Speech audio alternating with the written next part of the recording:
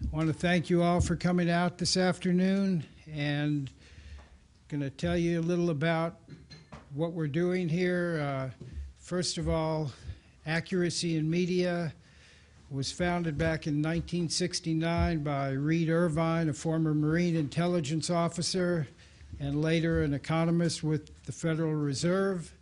And Reed started this organization, the original first media watchdog group, back in 1969 during the Vietnam War.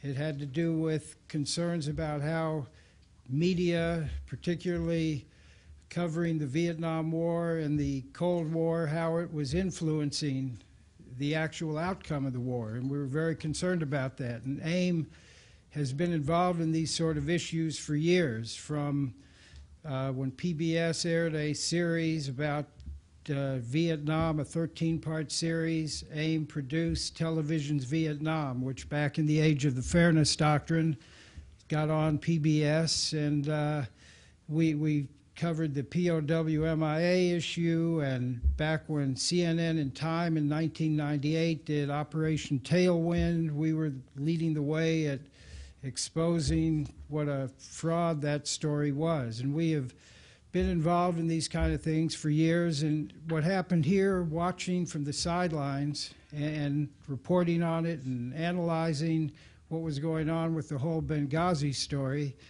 it was really quite amazing, particularly in the period, the couple months between the actual event on September 11th, 2012 and the presidential election.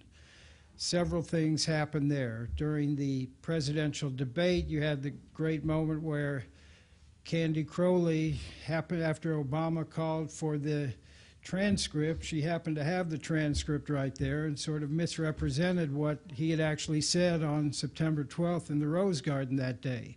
And actually, Steve Kroft, 60 Minutes, could have clarified this and cleared this up much earlier, but they waited till 2 days before the election to show that on September 12th, after the Rose Garden, President Obama had been interviewed by Steve Kroft and basically said that, well, we don't know, because later Obama tried to claim that he said it's terrorism all along, an act of terror all along, when in fact, of course, we know what happened with Susan Rice going out there and saying that the best evidence was that this was based on the YouTube video, the anti-Islam video.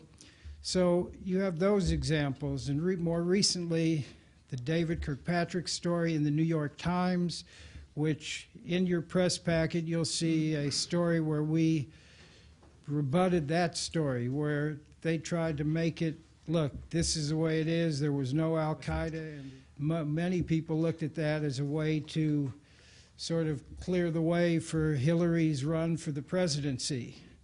Well, we decided back last summer it was time to do something after several hearings and the Accountability Review Board, and they really weren't getting anywhere. And there were people, SOS, 3 of whose members, the founding members, are part of our Citizens Commission, that Special Operations Speaks. They were calling for a select committee to look into this, and we have been calling for that as well.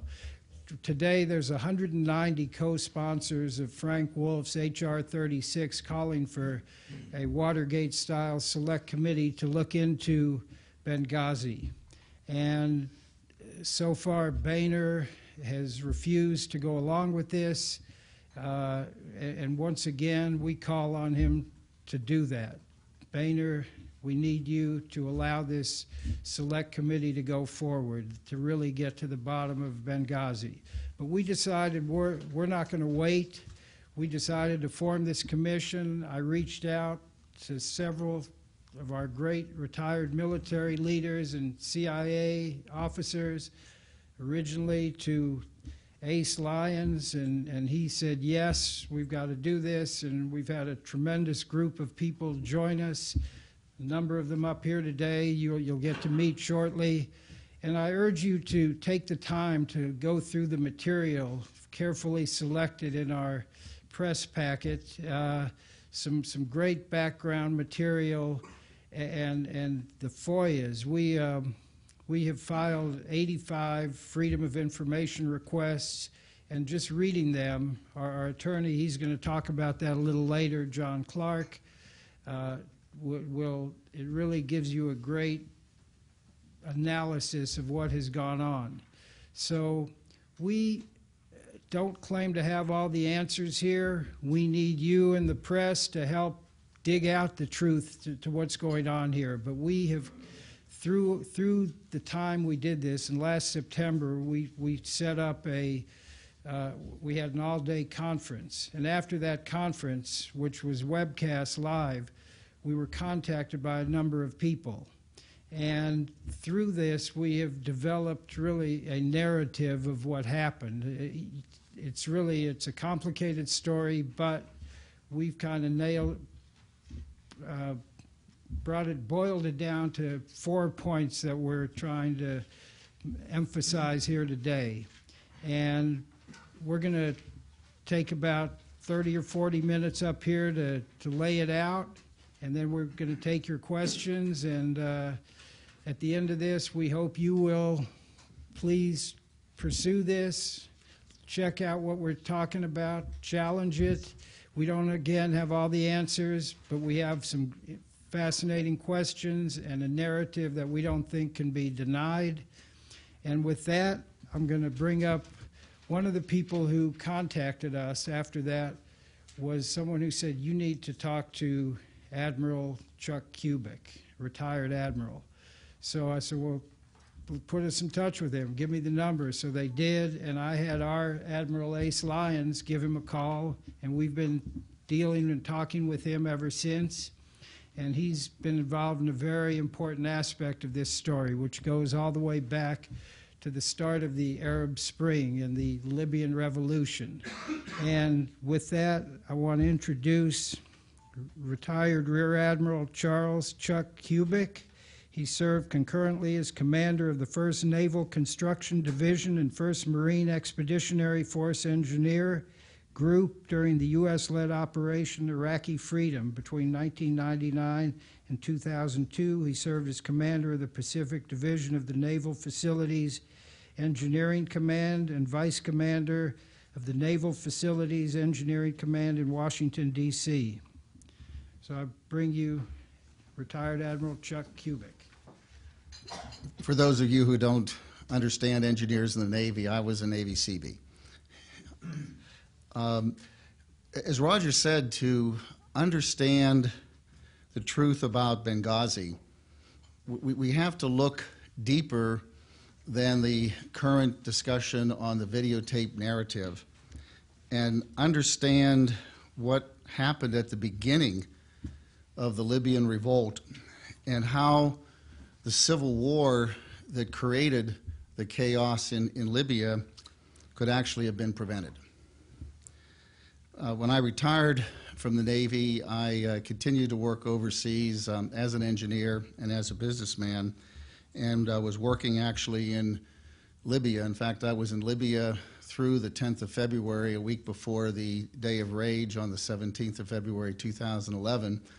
And I can tell you, although there were revolts happening and demonstrations in Tunisia and Egypt, no one in Libya, not the U.S. government, not the Libyan government, not the people in Tripoli, not the businesses, not the oil companies, thought that any of this would spread to Libya. And I think it goes without saying that Gaddafi was not a good guy, but he was being marginalized. Business interests were taking over. Gaddafi was spreading oil money around the country, helping young people start businesses, helping young couples, buy homes. And there was a sense of calm and stability within Libya that shocked everybody when this revolution started. And that's probably a story into itself. Today, I just wanted to talk briefly about what happened after the bombing started. This would be the bombing of the U.S. and other countries that started on, I guess it was March 17th of 2011. About that time, I, through intermediaries, became aware that Gaddafi was ready to step aside, that he was willing to go into exile to be defined, whether that was internal or external exile, and to end the hostilities. And people who knew me as a businessman also knew that I was a retired admiral, and they came and they asked me, how could this be arranged? And I knew that there was a lot of distrust still within Gaddafi's inner circle. And by the way, I chose not to work with him or any of his sons or any of his inner circle because, again, he wasn't really a good guy. But people, were looking for help. And I said, well, let's keep the diplomats out of it. Let's keep the politicians out of it. Let's just have a battlefield discussion under a flag of truce between opposing military commanders pursuant to the laws of war. And see if we can, in a short period of time, come up with the terms for a ceasefire and a transition of government.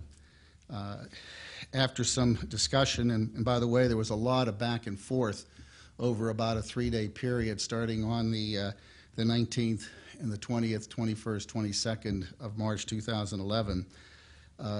They came back and communicated to me that, yes, they were receptive to that.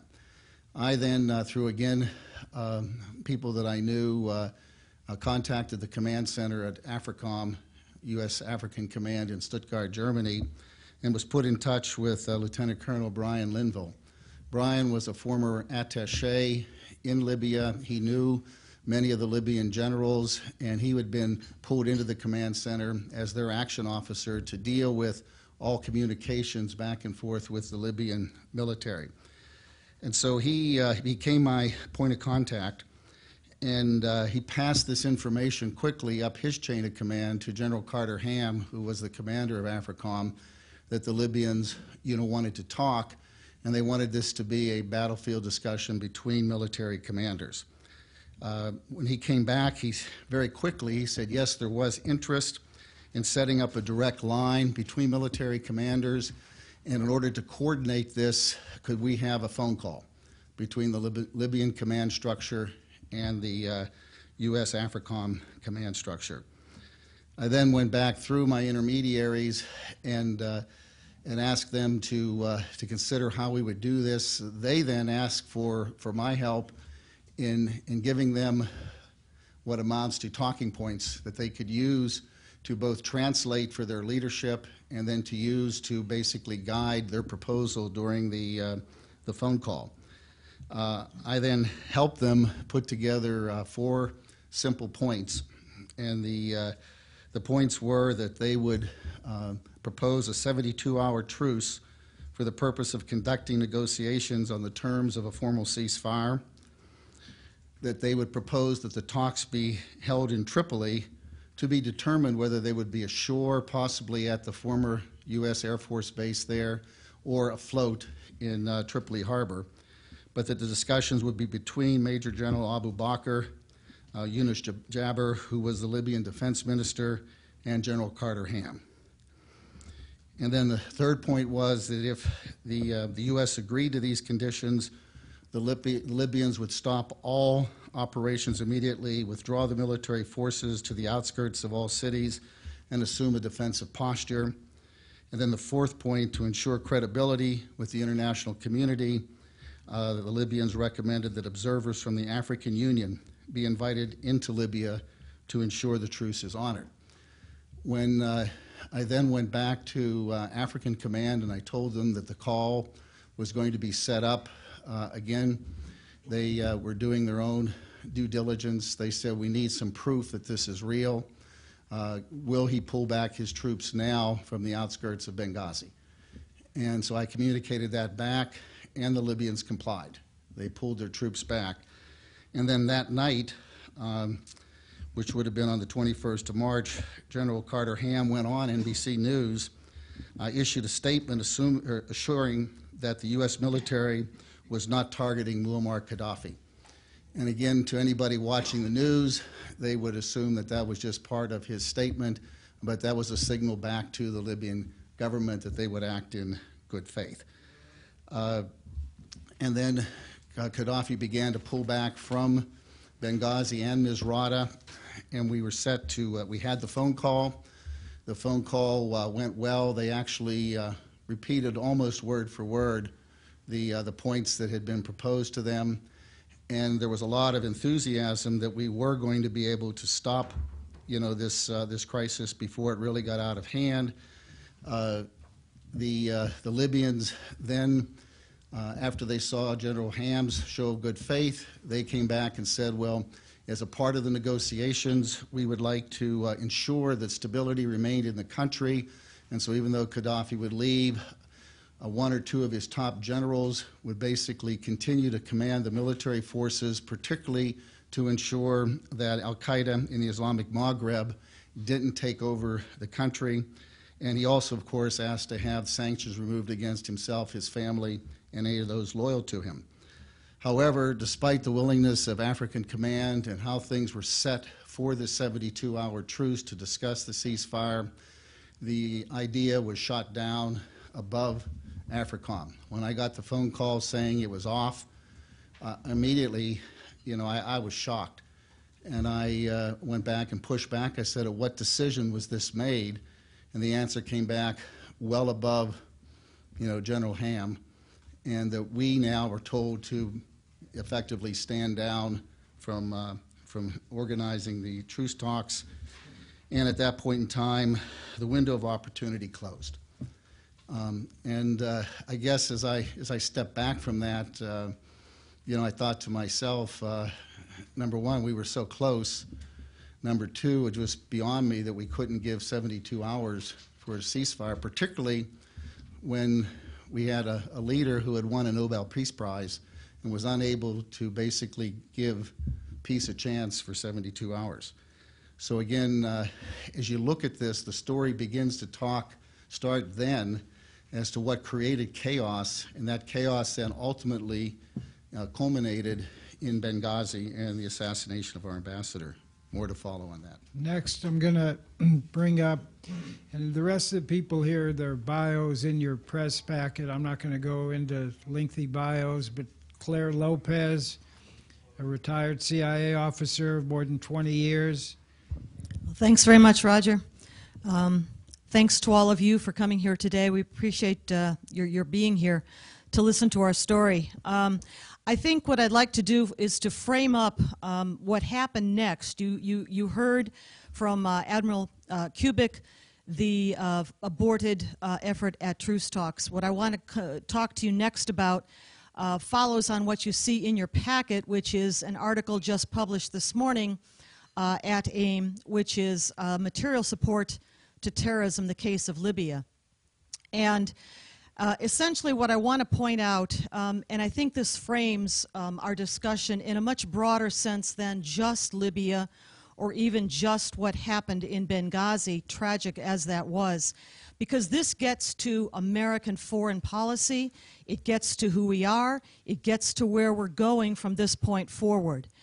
And the point that I want to make is that as of 2011, as this revolt was breaking out in Libya, the United States and our senior leadership, including Department of State officials who had been at the embassy in Tripoli, in particular Christopher Stevens, who at that time was just being named the envoy, the official U.S. envoy to the rebellion, to the rebels, had previously served at the U.S. Embassy in Tripoli as the deputy chief of mission, the number 2 at the mission earlier.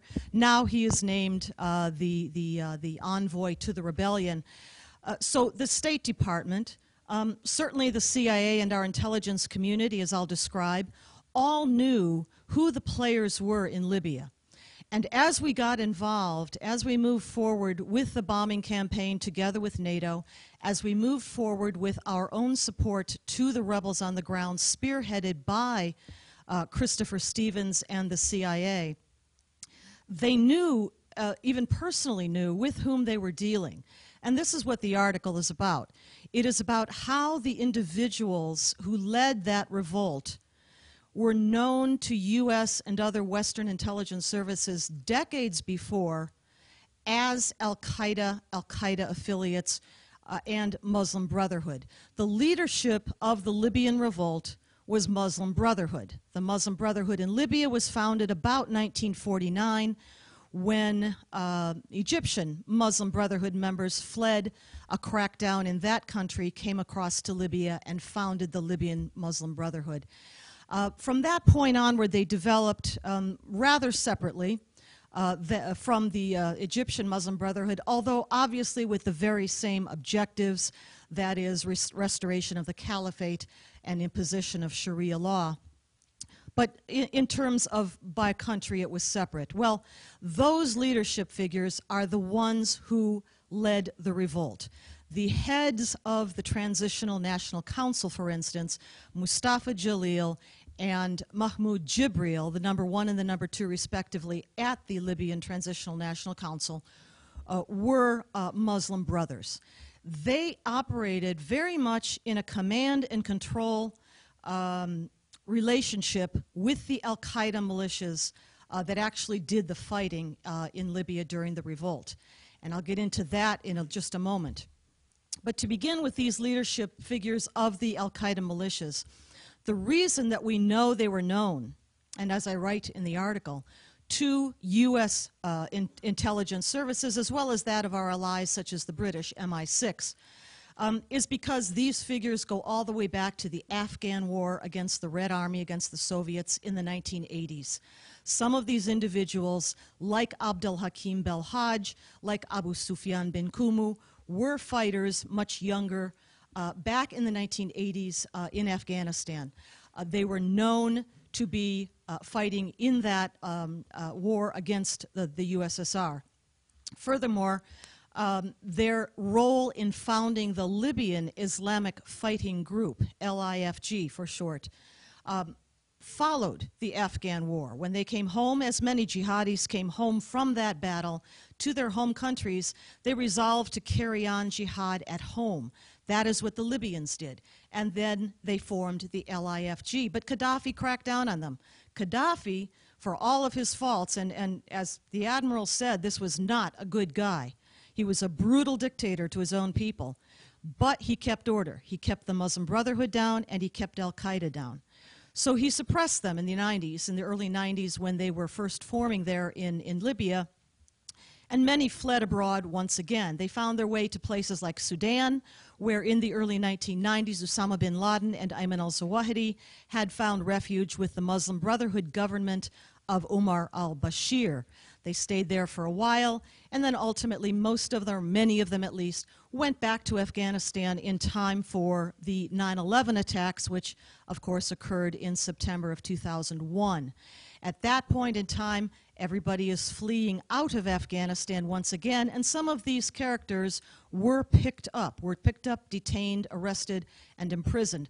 Abu Sufyan bin Kumu is one of those who wound up at Gitmo, at Guantanamo Bay, and Abdel Hakim Belhaj, also arrested, did not go to Gitmo, but had been arrested and detained reportedly by the CIA. So these people were very, very well known to the United States intelligence services and our top national security leadership. Now, the aftermath of 9/11, of course, saw many of them picked up and put in prisons. They were then slowly being released. In Libya, as in other places, the United States, for instance, released prisoners and let them go back to serve in prisons in their home countries. And that happened with a number of the Libyans. And Gaddafi duly put these folks in his prisons and kept them there.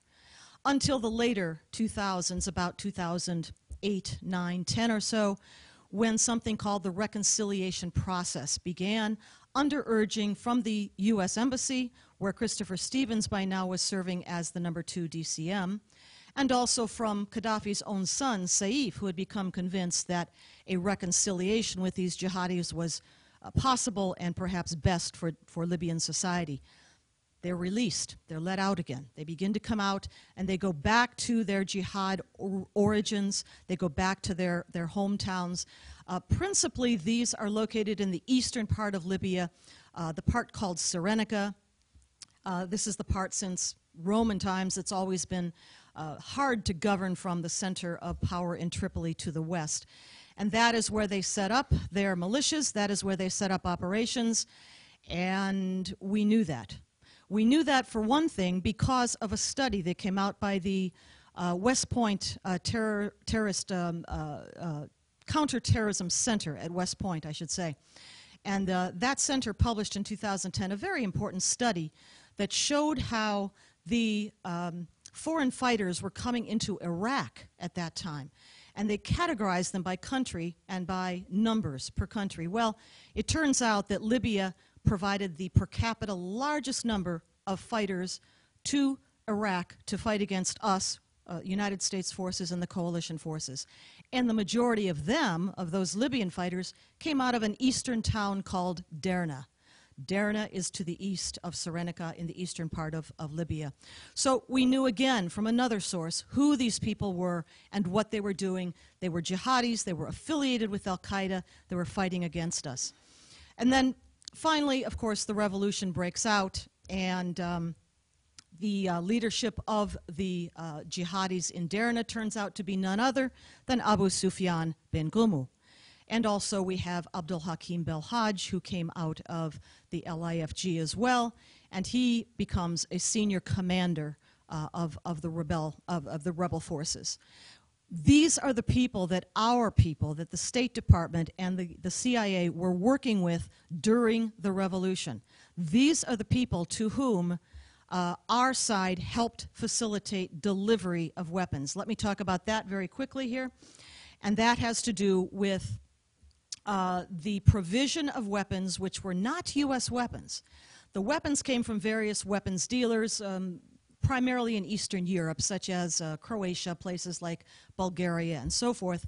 They were paid for by the UAE, United Arab Emirates, primarily. And they were shipped through Qatar as the logistics hub, where they were all put onto ships, and the ships went to Libya for the rebels. Now, understand that from the end of March 2011 onwards, NATO forces, that is we and our European allies, the British, the Italians, the French, completely controlled Libyan airspace and the sea approaches, Mediterranean sea approaches to Libya.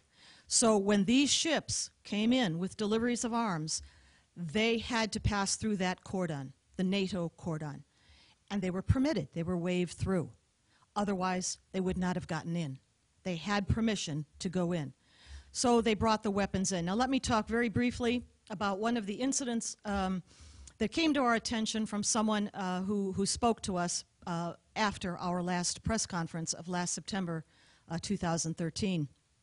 You'll see in your press packet in the overall interim report that this is an American citizen I'm talking about, someone with long experience in the Middle East. And this information comes from that American citizen. And what happened is that, as I said, the UAE had financed $1 billion or so, maybe more, of weapons for the Libyan rebels. Qatar had acted as the logistics facilitator. We were the facilitator, too, in the unloading at the other end. After the war, after the ouster of Gaddafi in October 2011, the UAE sent a delegation of officials to Tripoli to basically ask for payment. They hadn't been paid yet. So their guys won the war, so they thought it was time for them to pay up. And they went calling to get payment. And while they were there, the information became known that about half the weapons they thought they had financed, that is about half of $1 billion worth of weapons, had kind of gone missing. Only they weren't just missing, they were sold. They were taken by the Muslim Brotherhood leadership of the Transitional National Council, specifically Mustafa Jalil, and sold to the Gaddafi forces. They thought that the cash in hand was worth more to them than the weapons in the hands of Gaddafi, because after all, the rebels had NATO on their side. They were going to win anyway. They wanted the cash. They sold about half the weapons to Gaddafi's forces and took the cash. Now, that particular transaction was not known and may not even have been known till this date publicly, as we're telling you. However, you will recall that a very senior aide official to the Gaddafi regime, Major General Yunus, had defected from the Gaddafi side to the rebels early on, about the late February of 2011. He found out about this weapons diversion. He found out what Jalil had done with the weapons destined for the rebels to win the fight against Gaddafi. Well, Jalil found out that Yunus knew. Jalil then turned to Abu Khatallah. Name might sound familiar to you. Later on, he is a commander of Ansar al-Sharia and the one under a Department of Justice sealed indictment who has been named as being seen. The FBI has actually admitted publicly that there has been a cell phone photo that identifies Abu Khatallah at the site of the attacks in Benghazi on our mission in 2012. This Abu Khatallah. So Jalil turns to this Abu Khatallah and he says, "Can you take care of that troublesome general for me?" And he did.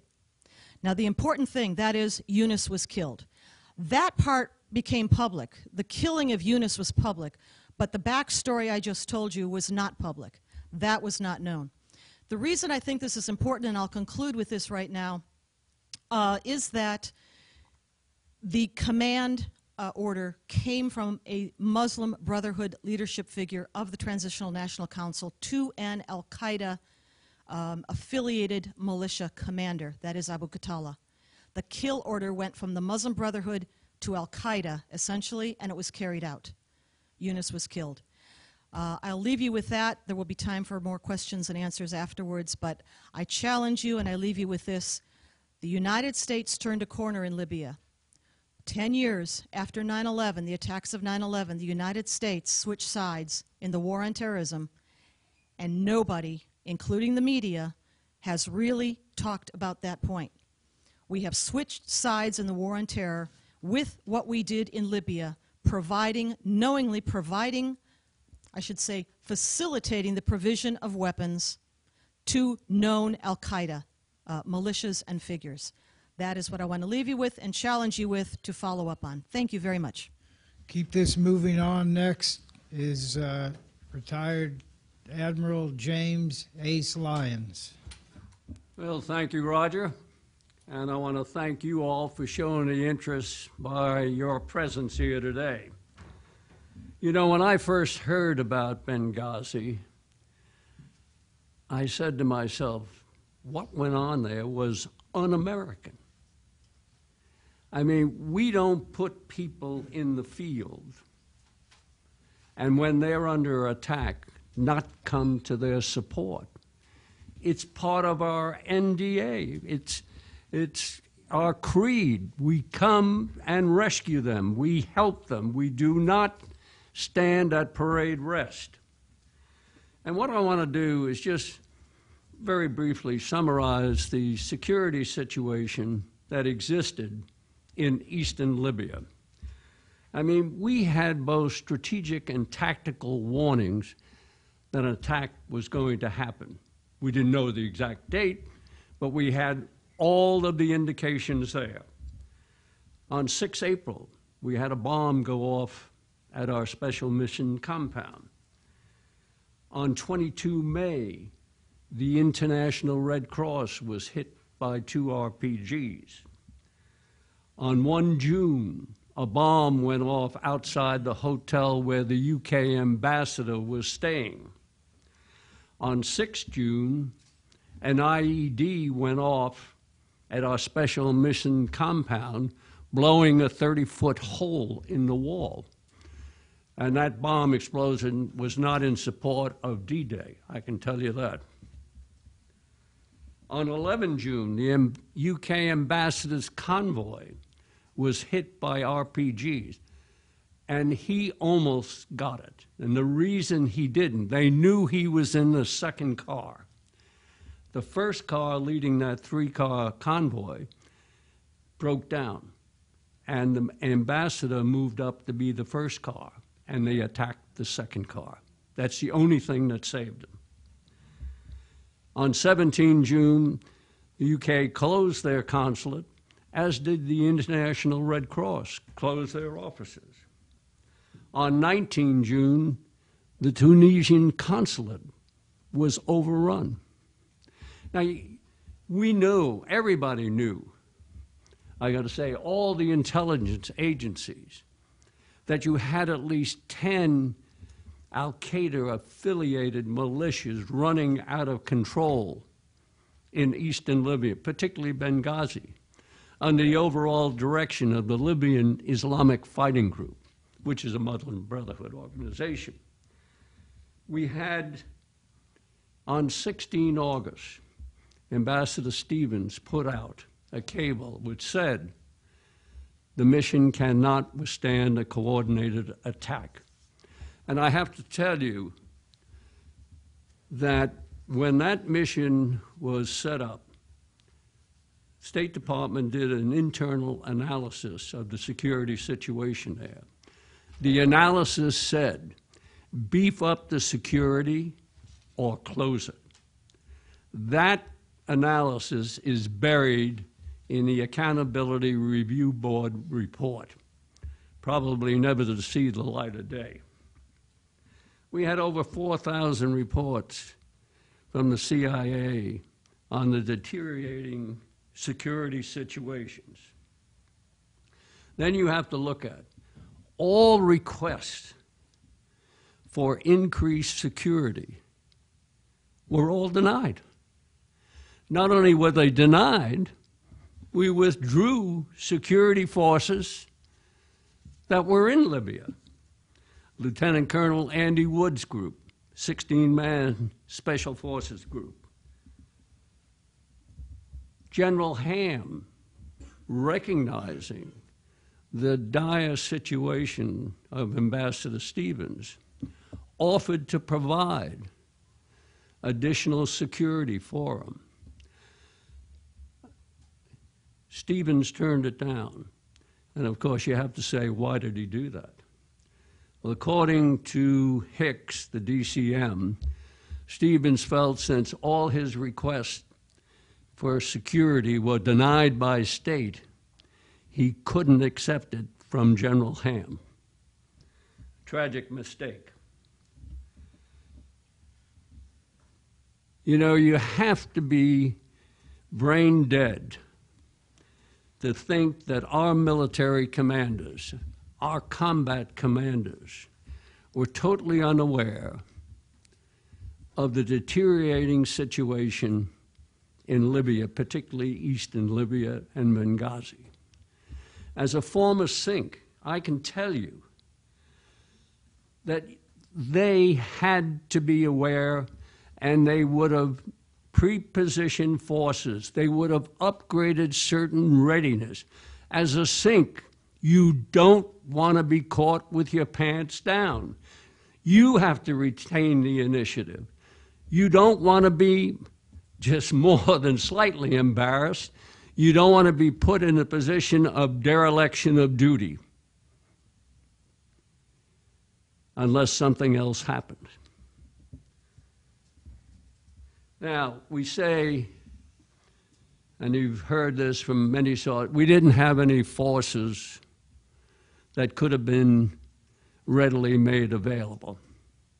Well, I'm going to tell you that's not true. We had a 130-man Marine Force recon team at Sigonella under a naval leadership of Lieutenant Colonel. Combat hardened, they were ready to go. The flight time from Sigonella to Benghazi is roughly an hour. We had F-16s at Aviano. Now, according to the Vice Director J3 of the Joint Chiefs of Staff, they were on a, quote, awareness alert. And I'll leave that definition to you. But I asked the former vice commander of USAFE, I said, if you had F-16s, quote, on awareness alert, how long would it take you to get it airborne? He said, 1 hour. And they were already loaded with the 20 Mike cannon because you need that for the center of gravity on the aircraft. So you didn't have to load anything. roughly the flight time, 2 hours. Certainly more than adequate. That could have prevented not the loss of Stephen's life, but certainly our other 2 former Navy SEALs. And then we had the 2 Marine fast teams at Rota. These are the counter-terrorist teams. And when Panetta stood them up, it took them 23 hours to get to Tripoli. I mean, I can go around the world in 23 hours. It should have been no more than a 3-hour flight maximum to get to Benghazi. The first team was to go to Tripoli. The second team was to go to Benghazi. It got canceled. Had it been able to go, they could have got in there, secured the compound, which was U.S. territory, preserve all the investigative material, and the FBI could have immediately gotten into the compound and done their investigation instead of waiting till 3 weeks later. You know, none of this really adds up. When I was on the Lou Dobbs show, Lou asked me, he said, "What do you think happened?" And I said, "I think it was an operation that went terribly wrong. If I had to speculate, I would say that Ambassador Stevens was to be kidnapped and held hostage in exchange for the release of the blind sheikh. But the operation got screwed up. I have a confidential FBI informant who has confirmed for me my speculation, who has told me that was the plan." So, you know, when you step back and you look at it all, you've got to say, why didn't our combat commanders position their forces that they would have normally done to respond to any contingency in this high threat anniversary so that they would not be caught short? That's a question you need to follow up on. And it's why we need this special committee to get these type of answers. Great to be with you all. Thank you. Going to bring up our attorney, John Clark, who has been doing freedom of information work for Accuracy in Media for many years, at least 15 years. And he's going to give you a little review of the situation. And again, I urge you to read the material. Some of it's there in the folder. The rest of it's up on the website, aim.org/Benghazi. Or you go to aim.org and you'll find it. But anyway, going to give you John Clark. Thank you all for paying attention and being here. We filed a number of Freedom of Information Act requests to the DOD, to the State Department, to the FBI, and to the CIA. It's a fairly comprehensive set of requests, 85 requests altogether. Now, I'm not going to go through all of the requests, but I will go through a few and tell you why I think they're important. This information is important. First, I'll talk a little bit about the request to the Department of Defense. But before I do, by way of background, just let me tell you that Secretary Panetta and former chairman of the Joint Chiefs of Staff, Dempsey, testified on February 7th before the Senate Armed Services Committee. And let me tell you a little bit about what their story is, what their version of events was. Panetta said that, or let me start first with Dempsey.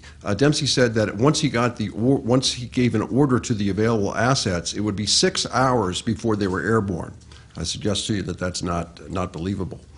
And Panetta said, and I'm quoting, "You don't suddenly deploy a platoon or a team into an area until you determine whether or not the situation that's there requires the deployment." That's really a remarkable statement when you know that that within approximately 75 minutes after the attack began,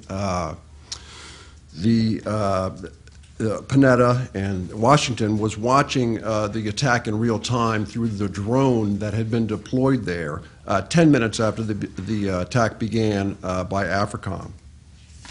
Panetta testified that at 5 p.m. he and General Dempsey had a meeting with the president, and that it was pre-scheduled meeting, and that that's when they informed the president about the attack. Now that is also a little bit remarkable. Panetta was notified 10 to 15 minutes after the attack began, and the attack began at 3:42 p.m. That means he waited for an entire hour to notify the president, and only the president has what's called cross-border authority. And also Panetta said that he waited until he got back, immediately after the meeting with the president, he went to the Pentagon and ordered the assets to deploy. Well, there was of course, no follow-up questions in this testimony, but it was about between 5:30 and 6 when he finished up. Now that's rush hour traffic. He waited until he got back to the Pentagon to make that telephone call. I suggest to you that it's just not true. As far as the FOIA requests, we've asked for from Naval Station Rota in Spain about the FAST team, Fleet Anti-Terrorism Security Teams, and as the Admiral told you, it was 3.5 to 4 hours for them to respond. Now we've asked for the orders to respond, the orders to stand down, and if it took also Panetta testified that it was about approximately 12 hours before U.S. Personnel was safely evacuated. Now, certainly, given the facts of this case, the order to stand down or to abort or to turn around wouldn't be made until the U.S. personnel was safe. And so that's 12 hours later. We think that we're going to find that there were no orders given and that there were no orders to turn back because they were not airborne. Similarly, we think we'll find the same thing with the requests we've made regarding the forces in Croatia, regarding the forces in Aviano, and regarding the forces that were in the United States. The U.S. Forces are approximately 8 hours airtime away. If they took 6 hours to deploy, which we think is far too long, they would have been in the air over the Atlantic at some point when they were told to turn back. We think we'll find that there were no such orders to turn back because they were not airborne. And again, it raises the question of why not. We've also asked for the calendar year 2012 from the Defense Intelligence Agency records of the threat of threat to U.S. personnel because of extremist buildup in Benghazi. That's based on press reports. Excuse me. We've asked for military plans, and the military has a plan to respond to virtually every crisis almost throughout the globe. And they go through a process to draw up these plans, and the process leaves quite a paper trail, and so we've asked for that. We've also asked for requests for help to the personnel in Benghazi from the Turkish and Italian consulates, from the UK security team. We asked that from the state and also the Department of Defense. We believe that Mrs. Clinton, when she testified that she made calls for help from the State Department that evening, we think that, or I suspect that she was not telling the truth when she said that. We've asked for, as Claire talked about the U.S. government approach in Libya, particularly in Benghazi, we've asked for Ambassador Stevens, Chris Stevens' meetings, and also other Tripoli embassy meetings with 9 particular individuals, commander of Libyan and Ansar al-Sharia militia group, chairman of the Libyan National Transitional Council, and 8 others. Also, on September 11th, Christopher Stevens met with the Turkish Consul General just the same day that he was killed. So we've asked for the contents of that meeting, any records of that. We made that to the state, the FBI, and the CIA. Regarding, we've also, from the FBI, we've asked for a statement of their jurisdiction because we don't know what they were, what's the purpose? What exactly are they investigating? What are they supposed to be doing? And the reason we did that is because oftentimes we find that the FBI is tasked to investigate simply to cover up a crime that has been committed by the U.S. government. It goes on and on. We've made, like I said, 85 requests. We've asked for virtually all the records of both facilities in Benghazi, that is the CIA records and the State Department records. And we've asked for records of Secretary Clinton's support for both the Libyan and the Syrian revolutions. She was an ardent supporter of both of those revolutions. And we've asked for Secretary Panetta's actions immediately, records of his telephone calls immediately upon being notified. And similarly, we did the same thing with Secretary Clinton, with the President, with David Petraeus, and with Michael Morrell. And just in closing, on April 2nd, we heard from Michael Morrell testified before the Congress and testified essentially that he did what he did, which was change the talking points to edit out the truth to protect the State Department. Well, that's not a credible, it's not a credible story, and I think we should keep in mind that that's Mr. Morrell's second story. The first story was that he told behind closed doors to the Congress was that he did so, that he changed those because he was asked to do so by the FBI, and when he was challenged on that with FBI statements to the contrary, he took that back. So really the only thing that the American public knows about the Benghazi story is, number one, that we did not immediately respond, and number two, that the administration lied about the catalyst for the attack as well as the perpetrators. So I think it's very ripe for a Freedom of Information Act lawsuit. Thank you. One more speaker, and then we'll get to questions here. Bring up Wayne Simmons, longtime CIA officer. Good afternoon. And thank you, Roger and Claire and the admirals and John and everyone on the commission for helping to make this a day that we hope turns the tide on some things that are should be very, very concerning, not only to the press, but certainly to every American. It seems like only almost a year ago, I was in a similar position standing here facing you all, and I made a comment then that, in my opinion, having spent 27 years as a deep cover intelligence officer, I know what it's like to be alone. I know what it's like where no one, and I mean no one, could know who I was or what I was doing or what I was really doing. I also made the comment that day, back in July, I think, that, again, in my opinion, the press, the American press especially, were the very finest intelligence officers in the world. And I meant it, and I believe it. When the press wants answers, the press is relentless. And I say that with all due respect. That's not a bad thing. That's a great thing. We all know the famous line from Hillary Clinton, "What does it matter? What difference does it make now?" It still haunts me. I play that over and over and over in my mind. I was not an analyst. I wasn't smart enough like Claire was to be an analyst. I was one of the guys that had to live in the gutter and the trenches and trying to see things and develop things and send it up to the smart people. But I can tell you that I know for a fact what it feels like to think that you're alone. I know what it's like, for example, to have just finished an op and told where to rendezvous on a small dirt runway, and that someone would be there to pick me up no matter what.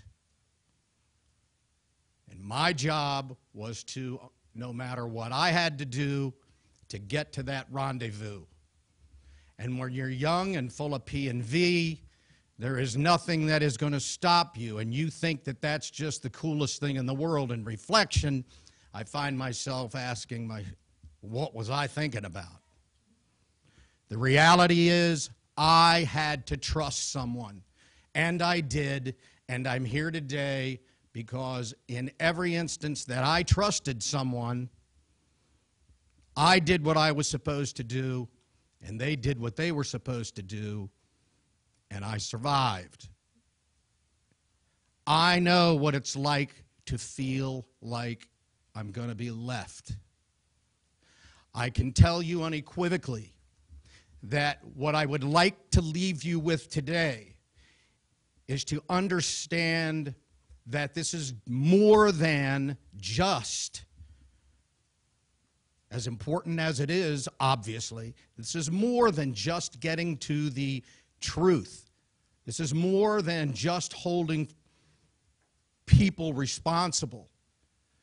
This is, when you are pursuing this, try to look at it through my eyes, because I'm telling you that at the end, when those three snake eaters, when those warriors, when those war fighters knew that it was the end of the line, when they realized that they'd been betrayed by their own guys, and there was a point where that happened,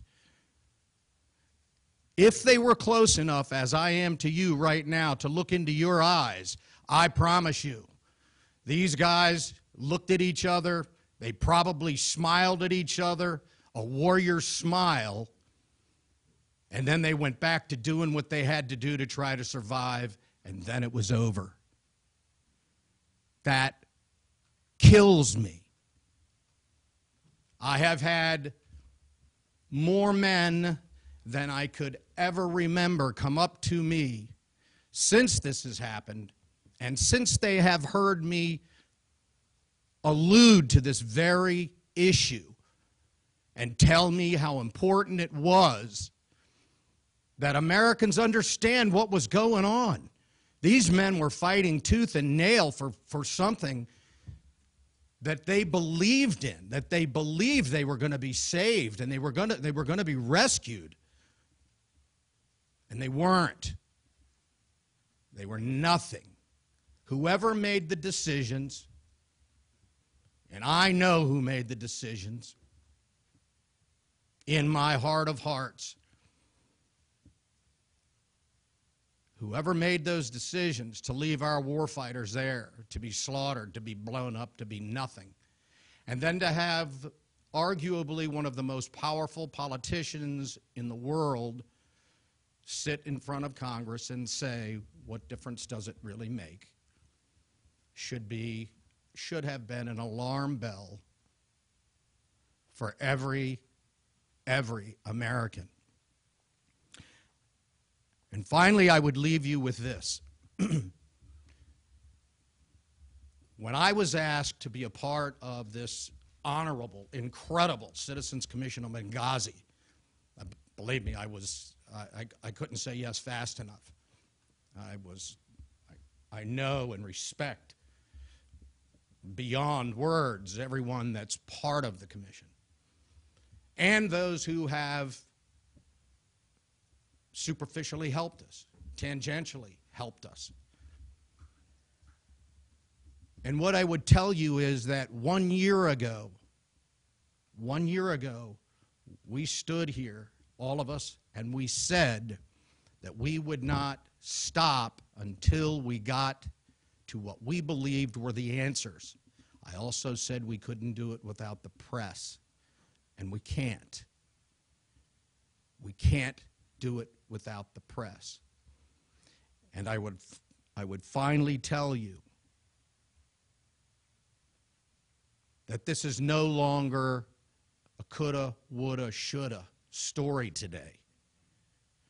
Almost a year later, there are inches and inches of verification and documents that everyone here has put together, worked tirelessly. Claire, my God, and Admiral Kubik. It's real. This happened. The reason you're here today is because we said a year ago that we would have it. We've got it.